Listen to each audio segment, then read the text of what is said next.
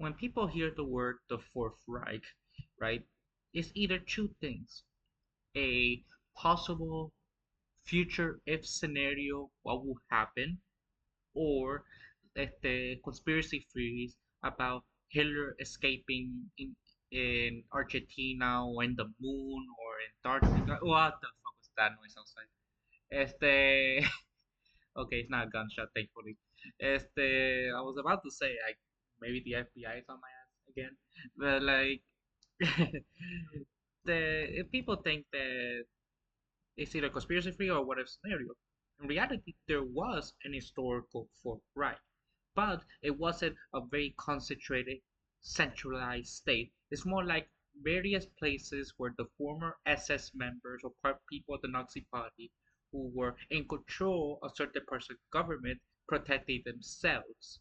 You know, it's not like bringing back 1940s approach. It's more like an updated, less adept, while maintaining as much as possible to our privileges and our power. Eventually, this period of the Reich will lasted from somewhere between 1950s all the way to the end of the Cold War in 1991, where most of the members basically lost their elections. Let's go more ahead. When we hear that word, right, remember, it's not meant to be a country in a sense like this is one place, they call this other for right, and the story, right? That's not true. For example, many Nazi officials fled to South America, especially to Chile and Argentina, and made their own Nazi colonies, just like how the Confederate South had their own colony in Brazil because of fascism originated in America, and the Nazis were Nazi Hitler Mussolini were heavily influenced by the United States, you know, and also I was going to make a video about the occult origins of Hitler and the Nazi Party, but the crash history already beat me to it, so I gotta put a link in the description about that and my own, stuff about it. So I'm not gonna make a video about that. What I was about to say, in these colonies worked with fascist governments of Perón and Pinochet. Both US and Soviet, including Cuba, hired Nazi officials to work for their government, which prevented their persecuting, including Otto Skovency, the man who tried to assassinate Joseph Stalin, with Winston Churchill, and Harry Truman. Although in the US government made a special intelligence group made by ex-Nazis to rescue other Nazis, both the Nazis and the CIA worked together to train the Egyptian army in 1952 in order to attack the British in the Suez Canal, and also aiding training to socialists like Yasser Arafat, the PLO, for the Palestinian Liberation Army. Although becoming an advisor to Juan Perón, the dictator of Argentina, and helped Francisco Franco to fight the ETA, independence movement for the Basque region. Este, and there are many ex-Nazis who work for Mossad, which is the Israeli intelligence agency, and many examples of that nature. In West Germany, for example, the Nazis were reintegrated in the new power structure, and both Catholic and Protestant churches helped Nazi officials to flee, like the International Red Cross give them passports, or Paul Tickop, an SS member, became president of Interpol, which is a NATO organization. In fact, NATO has strong connection with the Nazism in its foundation, that's what I believe strongly why we should abolish NATO. In West Germany, out of the 200,000 perpetrators of war crimes and crimes against humanity, only 6,656 were convicted.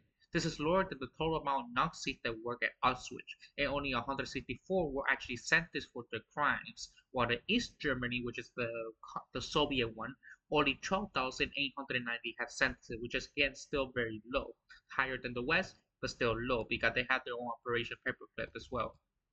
Before the war, almost every major corporation has supported and funded the Nazi Party, like Henry Ford. Even politicians like Churchill said in his work by, Winston Churchill, fascism has rendered service to the world.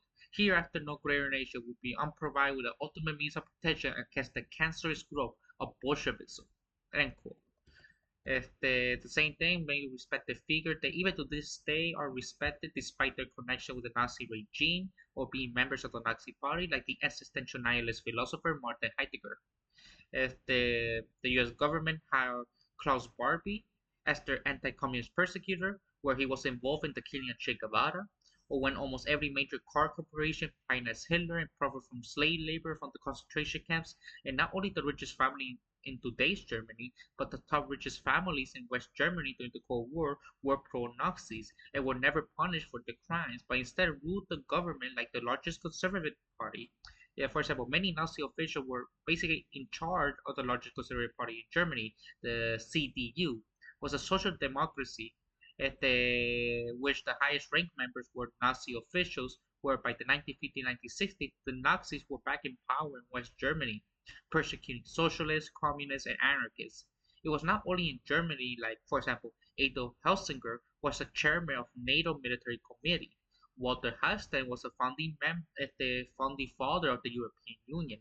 Kurt Wilhelm was the Secretary General of the United Nations and the President of Austria.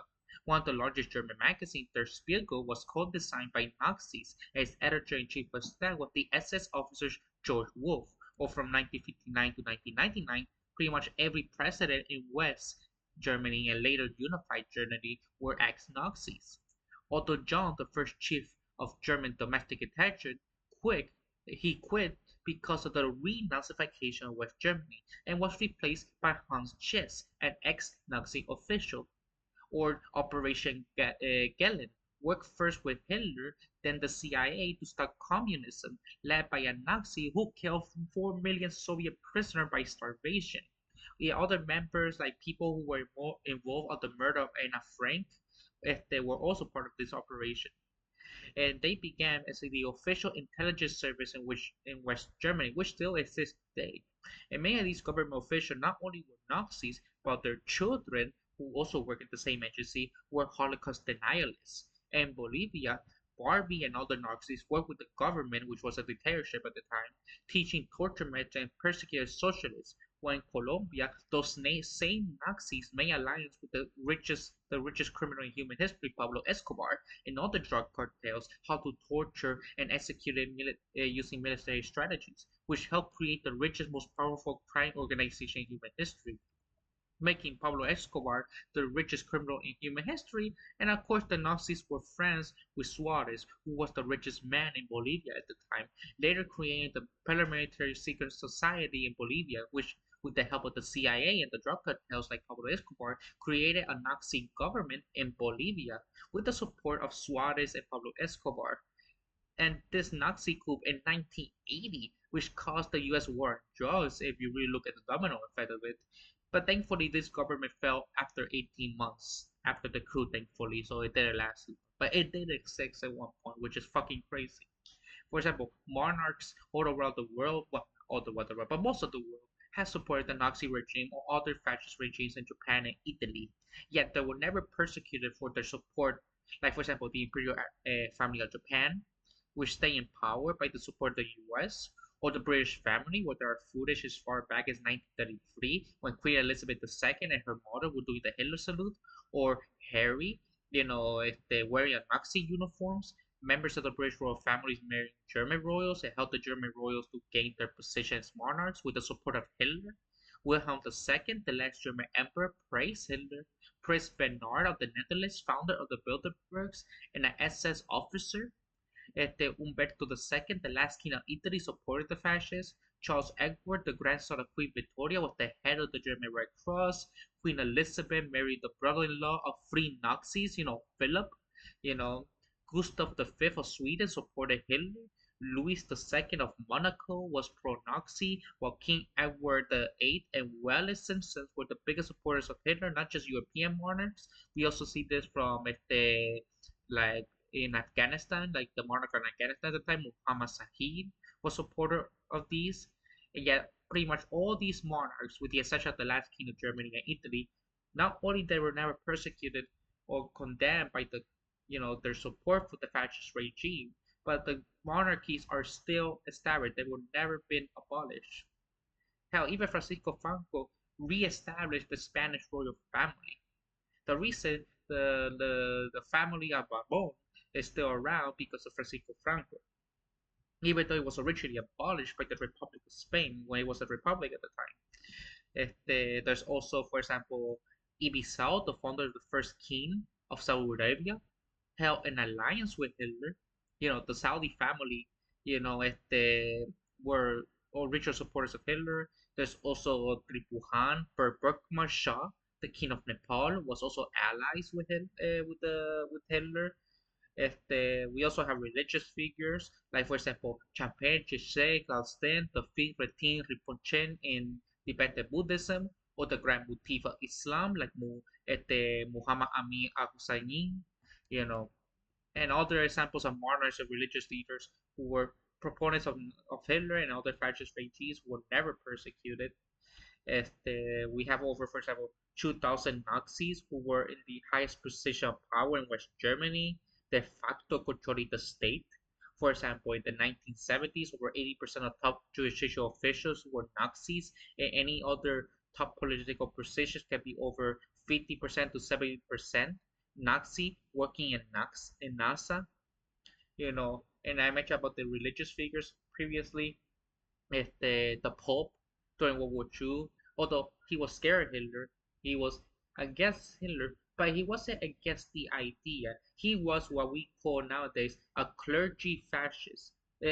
He was a fascist more in line with Mussolini, not with Hitler. And the Vatican Church, if they originally held anti-Semitic policy that the Jews were the enemies of Christians because they killed Christ. It wasn't until after his death and the making of the Second Vatican Council, they removed that anti-Semitic belief system. Remember that. Again, I can put a link in the description so you can learn more about it, right? In the end, the Fourth Reich was real, but was modified to the point that we forget that we were looking fascism in action. Although since the 1990s, the Reich ended, but its influence is still strong, like the far right in Germany, like Saxony, and the other one I can remember that is currently being controlled by a fascist neo-Nazi party, and they tried to do a coup last year to re-establish the monarchy.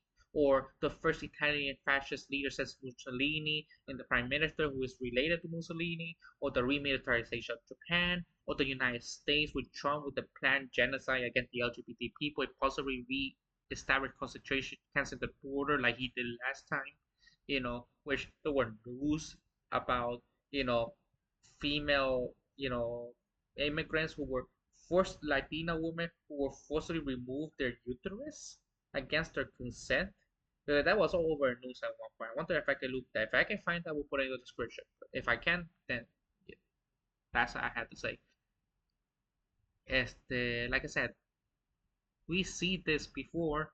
It may happen again. I already did a video about fascism originating in the United States, right? So again, we have to be careful what we're looking for. Now with the current trend, we have, multiple, and I do mean multiple, you know, countries in the world that are under fascist governments right now, right?